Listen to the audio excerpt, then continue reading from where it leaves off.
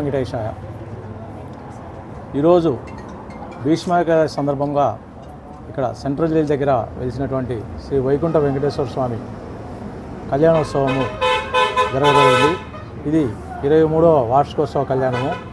ఈ 23 సంవత్సరాల నుంచి కూడా ప్రతి భీష్మాయకాదశికి ఇక్కడ కళ్యాణోత్సవం జరుగుతుంది. కళ్యాణోత్సవానికి భక్తులు చాలా అధికంగా వచ్చారు. ఈసారి ఊహించని విధంగా ఎక్కువ సంఖ్యలో భక్తులు వచ్చారు.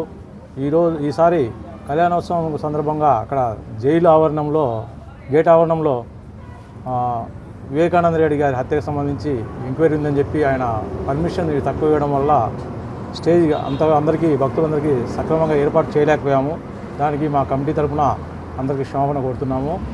అలాగే వచ్చిన భక్తులందరికీ కూడా భోజనాలు కూడా ఏర్పాటు చేశాము. భక్తులు అధిక సంఖ్యలో వచ్చారు.